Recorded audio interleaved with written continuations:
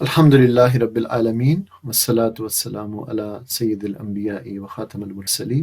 ہم اپنی آج کی فہم قرآن کلاس میں اس موضوع پر بات کریں گے کہ نفع و نقصان کا مالک اللہ ہی ہے، اور یہ توحید کا ایک اہم موضوع ہے۔ سورہ یونس کی آیات آپ کے سامنے ہیں۔ اعوذ باللہ من الشیطان الرجیم، بسم اللہ الرحمن الرحیم۔ وَلَا تَدْعُ مِن دُونِ اللَّهِ، اور تم نہ پکارو سوائے اللہ کے، مَا لَا يَنْفَعُكَ، اسے جو نہ تجھے نفع دے سکتا ہے، ولا یضرک، اور نہ تجھے نقصان پہنچا سکتا۔ فَإِن فَعَلْتَ، پھر اگر تم نے ایسا کیا، فَإِنَّكَ إِذًا مِنَ الظَّالِمِينَ، تو ظالموں میں سے ہوگا۔ ترجمہ، اور اللہ کو چھوڑ کر کسی ایسی ہستی کو نہ پکار جو نہ تجھے فائدہ پہنچا سکتی ہے نہ نقصان، اگر تو ایسا کرے گا تو ظالموں میں سے ہوگا۔ وَإِن يَمْسَسْكَ اللَّهُ بِضُرٍّ، اور اگر اللہ تمہیں کوئی تکلیف کوئی نقصان پہنچائے، فلا کاشف لہ الا ہو، پھر نہیں ہے کوئی اس کو ہٹانے والا، الا ہو، سوائے اس کے۔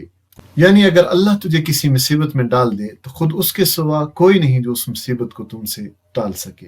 وَإِن يُرِدْكَ بِخَيْرٍ، اور اگر وہ ارادہ کرے تمہارے لیے کسی خیر کا، اگر وہ تمہارے لیے تمہارے حق میں کسی بھلائی کا ارادہ کرے، فلا راد لفضلہ، تو اس کے فضل کو پھیرنے والا بھی کوئی نہیں۔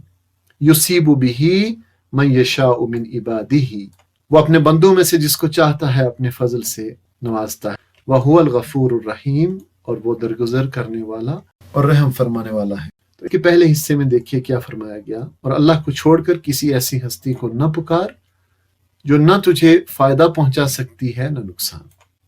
یہ توحید کا بنیادی درس ہے، اور اللہ کے سوا کسی دوسرے کو پکارنا شرک ہے۔ یہاں دلیل یہ دی گئی ہے کہ جو تجھے نہ فائدہ دے سکے نہ نقصان دے سکے، اس کو پکارنے کا جواز کیا ہے۔ اور دوسرے حصے میں 107 نمبر آیت میں فرمایا گیا کہ اگر اللہ تجھے کسی مصیبت میں ڈال دے تو خود اس کے سوا کوئی نہیں جو اس مصیبت کو ٹال سکے، اور اگر وہ تیرے حق میں کسی بھلائی کا ارادہ کرے تو اس کے فضل کو پھیرنے والا بھی کوئی نہیں ہے۔ اب اس مضمون کی ہمیں قرآن حکیم میں بہت ساری آیات ملتی ہیں، مثلا سورۃ الانعام کی آیات 17-18، سورہ فاطر کی آیت نمبر 2، سورہ یونس کی آیت، سورہ احزاب کی آیت نمبر 17، سورہ نجم وَأَنَّهُ هُوَ أَضْحَكَ وَأَبْكَى، یہ کہ اسی نے ہنسایا اور اسی نے رلایا، یعنی اللہ ہی ہنساتا ہے اور اللہ ہی رلاتا ہے۔ خوشیاں ہوں یا مصائب و آلام ہوں، یہ اللہ کے اذن ہی سے آتے ہیں۔ سورہ نساء کی آیت مَا أَصَابَكَ مِنْ حَسَنَةٍ فَمِنَ اللَّهِ، اے انسان تجھے جو بھلائی بھی حاصل ہوتی ہے اللہ کی عنایت سے ہوتی ہے۔ سورہ تغابن کی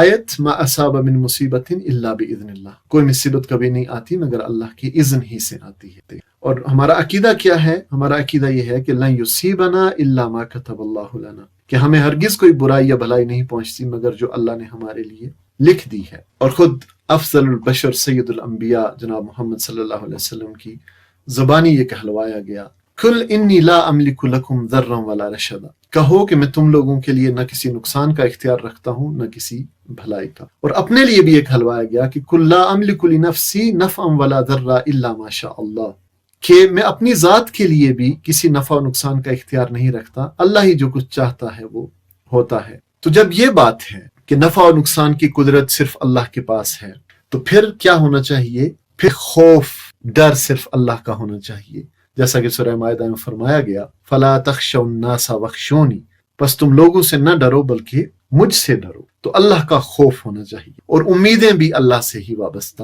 ہونی چاہیے۔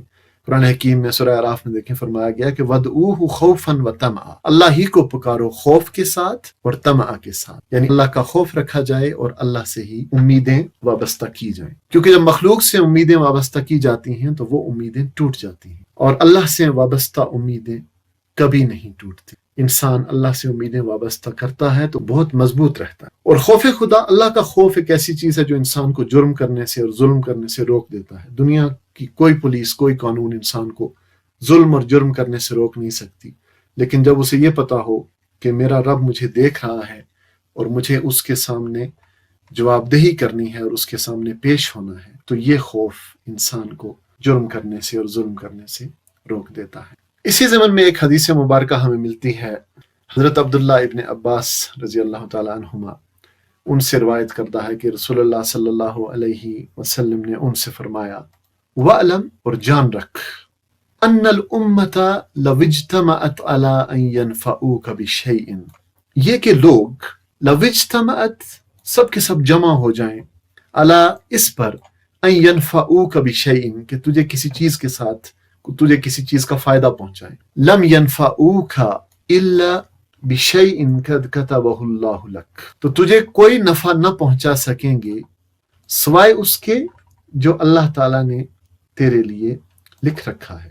وَإِنِ اجْتَمَعُوا عَلَىٰ أَن يَضُرُّوكَ، اور اگر وہ سارے کے سارے جمع ہو جائیں علی اس پر، ان یضروک بشیء کہ تجھے کسی چیز کا نقصان پہنچائیں، تجھے کسی چیز کے ساتھ نقصان پہنچائیں، لم یضروک تو تجھے کوئی نقصان نہ پہنچا سکیں گے، الا مگر بشیء قد کتبہ اللہ علیک سوائے اس کے کہ جو اللہ نے تمہارے لیے لکھ رکھا ہے، یعنی جو نقصان اللہ نے تمہارے لیے لکھ رکھا ہے اس سے زیادہ نہ پہنچا سکیں گے، اور سارے کے سارے لوگ جمع ہو جائیں تو جو نفع اللہ نے تمہارے لیے لکھ رکھا ہے اس سے زیادہ نہ پہنچا سکیں گے۔ اب دیکھیں موسیٰ علیہ السلام کی مثال ہے کہ فرعون بنی اسرائیل کے بچوں کو قتل کرواتا تھا کہ موسیٰ علیہ السلام سے بچ سکے اور اس کا اقتدار سلامت رہے، اور اللہ نے موسیٰ علیہ السلام کو اس کے گھر میں پرورش کروایا، اس کی تدبیریں اس کے اوپر الٹ تھیں۔ یوسف علیہ السلام کے ساتھ کیا کچھ ہوا، اللہ نے انہی سارے واقعات کو، انہی ساری چیزوں کو یوسف علیہ السلام کی عزت اور عظمت کا ذریعہ بنا دیا۔ اللہ تعالیٰ ہی ہے جو جس کے ہاتھ میں نفع ہے، اور اللہ ہی ہے جس کے ہاتھ میں نقصان پہنچانا بھی ہے۔ انسان تدبیر کرتا ہے نقصان سے بچنے کے لیے، فائدہ حاصل کرنے کے لیے، لیکن نقصان سے بچے گا یا نہیں یہ اللہ کے اذن پر موقوف ہے، اور اس کو نفع ہوگا یا نہیں یہ بھی اللہ کے اذن پر موقوف ہے۔ اور تدبیر سے انکار نہیں ہے، تدبیر کرنی چاہیے۔ مثلا ایک مریض ڈاکٹر کے پاس جاتا ہے جو نہایت احتیاط کے ساتھ اس کا علاج کرتا ہے، اس کے باوجود بھی شفا تب ہوگی جب اللہ کو منظور ہوگا، ورنہ نہیں ہوگی۔ اسی طرح کسان پوری احتیاط سے اچھی قسم کا بیج بوتا ہے، فصل کی دیکھ ریکھ کرتا ہے، آبیاری کرتا ہے، نگہداشت کرتا ہے، مگر پکی ہوئی فصل اسے ملے گی یا نہیں، تھوڑی ملے گی یا زیادہ ملے گی، یہ سب اللہ کی مرضی پر موقوف ہے۔ تو یہ آج کی فہم قرآن کلاس تھی۔ اس میں ہمارے لیے سبق یہ ہے، پہلا سبق تو یہ ہے کہ ہم اللہ کے سوا کسی کو نہ پکاریں، کیونکہ جب کوئی نفع و نقصان نہیں پہنچا سکتا تو کیوں پکارا جائے، اور اگر کوئی ایسا کرتا ہے تو وہ شرک کرتا ہے۔ اور پھر یہ بات ذہن میں ہونی چاہیے اور پختہ ہونی چاہیے کہ اگر اللہ ہمیں کسی مصیبت میں ڈال دے تو اس کے سوا کوئی نہیں جو اس مصیبت کو ٹال سکے، اور اگر وہ ہمارے حق میں کسی بھلائی کا ارادہ کرے تو اس کے فضل کو پھیرنے والا بھی کوئی نہیں۔ اس لیے خوف بھی اللہ کا ہی ہونا چاہیے، اور امیدیں بھی اللہ ہی سے وابستہ ہونی چاہیے، اور یہ توحید کا بنیادی سبق ہے۔